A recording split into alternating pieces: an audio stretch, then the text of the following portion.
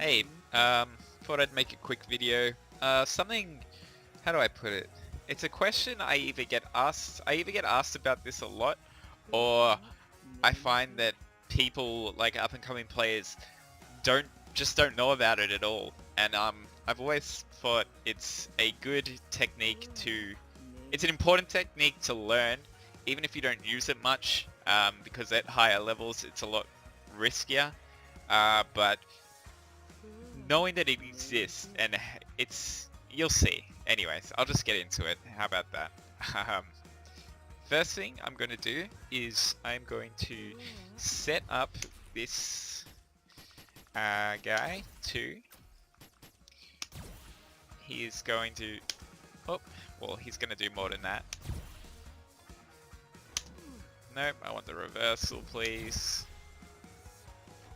There we go. Reversal, throw, and wake up.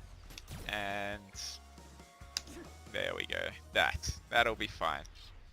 Now,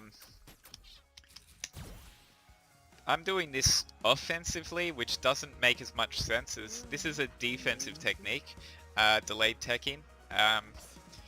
But it's easier for me to demonstrate it like this. But yeah, just think of it defensively when you're the one defending, not when you're the one, knocking someone down. But this is just to demonstrate how it works, because this will be a lot easier for me to explain. Basically, first let me turn on his wake up options. I've turned both these options on. Yep. When he wakes up, he is either going to wake up medium punch or wake up throw, right? And I'm not going to know which is which. I mean, I could look at the middle of the screen and know, but I'm not going to look at that because I don't need to. So I'm going to show you a technique where the basic rules of the game that you might think is, okay, if he goes for a throw and I block, I'm going to get thrown. But if I tech and he goes for a button instead, then I'm going to get hit, right? That makes sense. That's the rules of the game. But with delayed teching, what you're doing is you are covering both options with one input so that you will either block or tech, and you will not get hit, you will not get thrown. So I will demonstrate it here. Alright, see? If you look at my inputs on the left. Oh, I got hit there because I was too fast. It wasn't a delayed tech. There we go. Tech. Blocks. Tech. Tech. Tech. Come on, do one more hit. There we go. You get the idea, right? As you can see, he can't touch me. He's doing like a 50-50 here. He's either going to throw me or he's going to hit me. And no matter what he chooses, I successfully defend it, right? And this is a technique. The reason it works, I'll explain why it works first so it makes more sense. If you delay your tech, right? You're holding block, like you're holding down back or back, whatever. You're blocking by default, right? And tech, you press tech, you're not blocking when you tech. But the thing is, throws are 5 frames, right? Throws are 5 frames. But the thing is, there is an even longer tech window than that. I don't know exactly what it is, but like, say I throw you 5 frames startup, right? You can tech during that time and you will tech, but then there's like another, let's just say 5 frames. Why not? There's another 5 frame window after the throw connects where you can still tech the throw. And it'll successfully tech, right? So what you're trying to do is when you tech, you're trying to press your tech at a timing where if they press the button, you're already blocking, right? So you're already blocking, you press tech, and then because you're in block stun, the tech doesn't come out and you're fine. But if they did go for a throw, you press tech, so the throw gets teched. That's the general idea behind it, right? And this is a thing, a lot of between bronze and platinum, most players won't know about this. And even going up to, around Diamond, there's still a lot of players who don't know or understand this technique. And if you can master this, it's not very hard. If you can incorporate this into your game at those levels, people will think you have godlike defense, basically.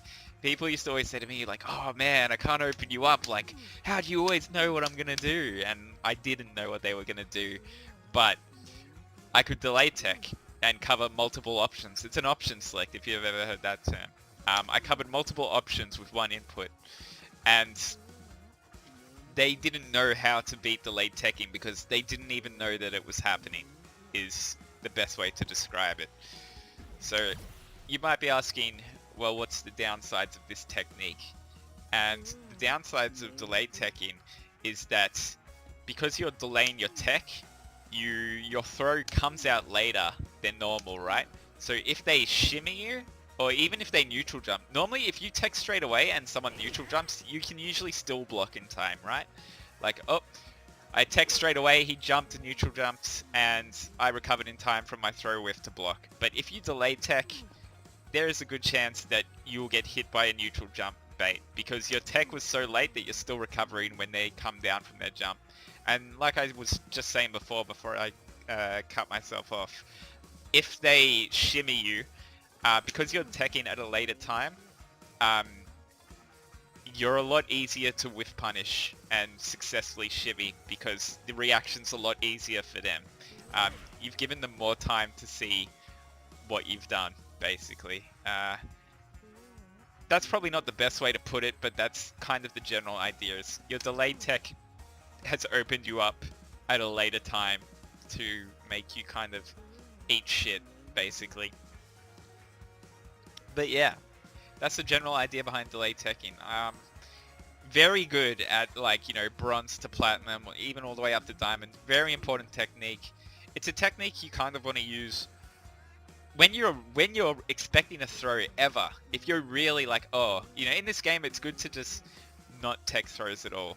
Especially mid-screen, you know, just take the throw mid-screen, right? What's gonna happen, you know? He can't throw you again, he can't really do anything. Take the throw, right? But if you're in a situation where you really, like, you're like, I'm gonna tech, I think he's gonna throw, I'm gonna tech, you should always be going for a delayed tech.